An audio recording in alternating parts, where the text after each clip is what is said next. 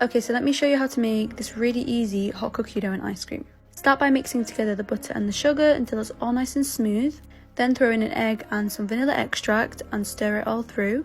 Next, add in the dry ingredients, which is just the flour, baking soda and salt, and when it's all combined, you can throw in any chocolate you like. Then you can take some sort of baking dish and scoop on some cookie dough, make it all nice and smooth and bake it. As soon as it's out the oven, you want to put the ice cream on and any toppings you like. I used chocolate sauce, Oreos and brownies. And of course, you know I had to do a Biscoff one, so I used some melted spread with Biscoff biscuits, and as you can imagine, it was so good. 10 out of 10.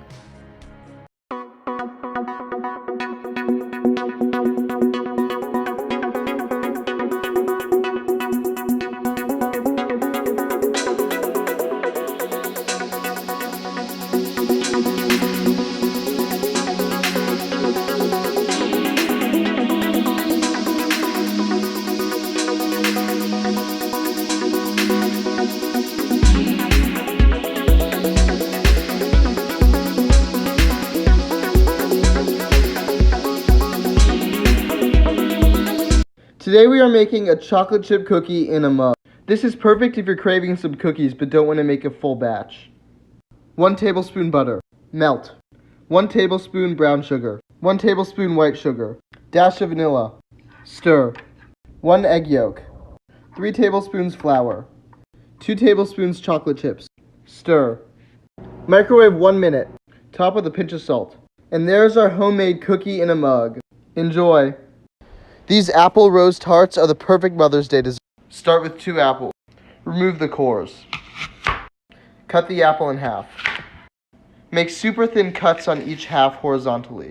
Set the apples aside. In a bowl, add the juice of half a lemon. Add 2 cups of water. Place the apple slices in the mixture. Microwave 5 minutes.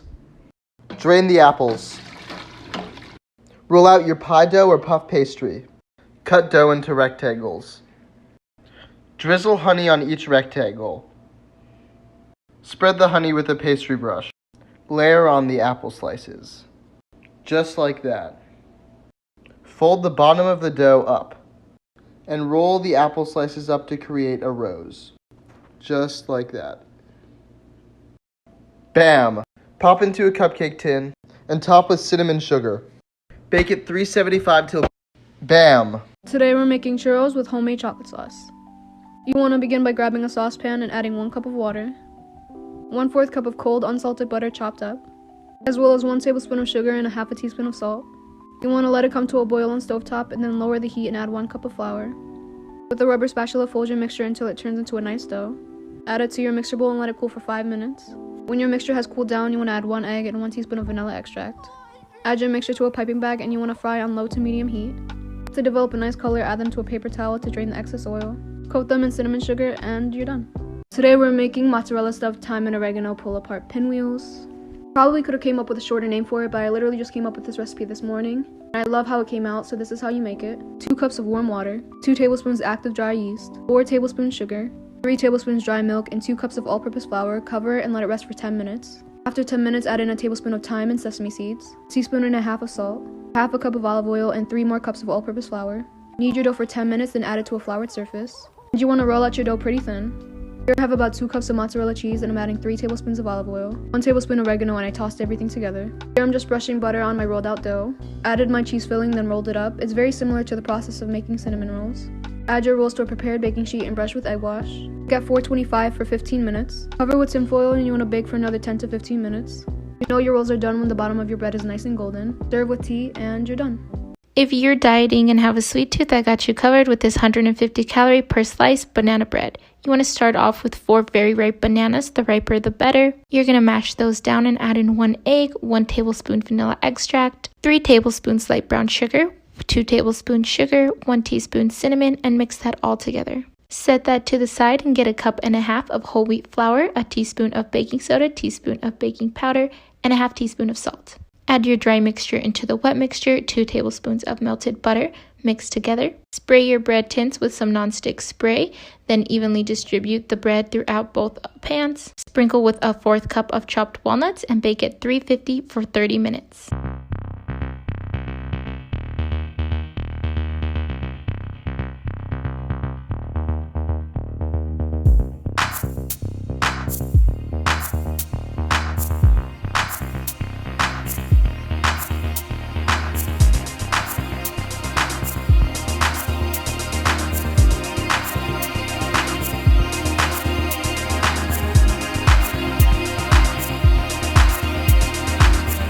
So you want a soft cookie. This skillet cookie is the softest, most delicious thing you'll ever make. 2 sticks of butter. Melt them down. If you want these cookies to taste insane, cook the butter until it turns brown. Cooled butter, 1.5 cups of brown sugar, 1/4 cup of white sugar. Mix together until it's nice and creamy. 1 egg and one yolk. Tablespoon of vanilla. That is the best smell ever. 2 1/4 cups of flour. Teaspoon of baking soda. Teaspoon of salt. Mix until a dough forms. 2 cups chocolate chips. Easy. Take your skillet and give it a nice coating of butter. Press in the dough and bake at 350 for about 15 minutes. You want that center to be a little gooey. That looks insanely good. The last thing to do is, of course, serve us some vanilla ice cream and whipped cream on top. This hits the spot like nothing else. The best dessert ever. The ultimate soft cookie. Be sure to follow me on Instagram and YouTube. Today I'm making some festive spritz butter cookies, and I'm using a cookie press for the first time ever.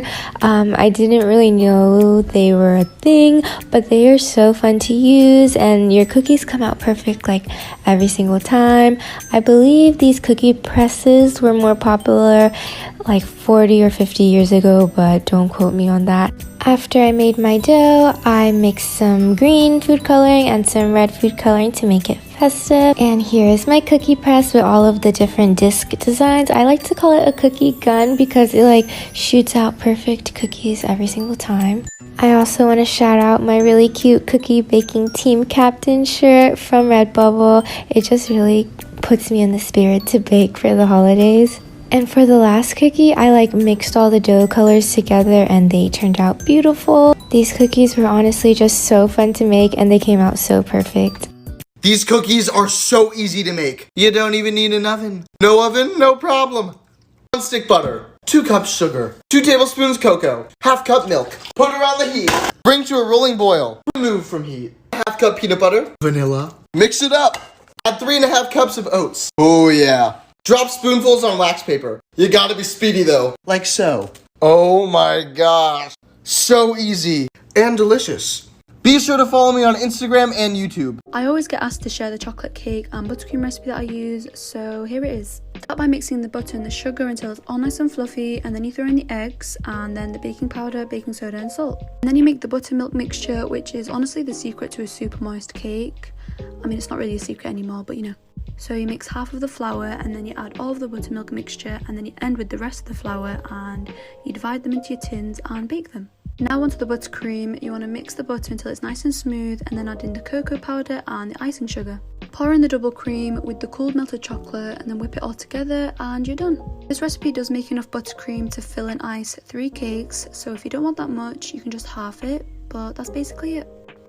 Calorie deficit friendly blueberry and cream stuffed crepes. I'm starting off with 2/3 cup of this crepe mix I already have. I'm adding 1 cup of oat milk, but you can use whichever milk you like. Mix that up and spray your pan with some 0-calorie spray. Pour it onto a hot pan and make sure it's really thin as you spread it out. I may have overcooked mine a little, but it still tasted really good. I add in 4 tablespoons of sugar-free Cool Whip and a 1/4 cup of blueberries. You can use other berries if you like. Filled with some 0-calorie syrup. And I paired it with some turkey sausage on the side. Today we're making these Starbucks banana bread, but 10 times better. You want to begin with 3 ripe mashed bananas, 1 cup of sugar and a 1/2 cup of unsalted butter, 3 tablespoons milk or buttermilk, 2 teaspoons vanilla extract, 1 egg and mix together. Now you want to sift in 2 cups of flour, a 1/2 teaspoon of baking soda, 1 teaspoon of salt and cinnamon. You want to add in about a 1/3 cup of roughly chopped walnuts. Add your batter to a prepared baking dish, 1/4 cup of roughly chopped walnuts to the top of your batter. Bake at 350 for about 45 to 55 minutes, and we're done. Look at the time. It's time to make the best chocolate chip cookies that have ever existed. 1.5 cups all-purpose flour. 1/2 teaspoon of salt. 1/2 teaspoon baking soda. My whisk is broken. Whisk that together. 3/4 cup brown sugar. 1/2 cup granulated sugar. Whiskey business. 1/2 cup of melted butter and 1 egg. Plus 1 egg yolk. 2.5 teaspoons of vanilla that I forgot to film again. Now that's what I like to see. Flour mixture, but just half of it first. Mix till combined. And add the rest of that bad boy. Mix, but be gentle. 6 ounces of chocolate. Chop it up. Should look something like this. Chocolate in. Sure, it's a little chocolate. Got a problem with that? Fold together. Plastic wrap. Chill in fridge about 20 minutes. The oven 350 degrees Fahrenheit. Baking sheet, parchment paper. Scoop cookies with an ice cream scoop, leaving lots of space. Bake 12 to 15 minutes or until golden brown. A little bit of flaky salt. Let them cool. That cookie break, you know? That is how a cookie should look.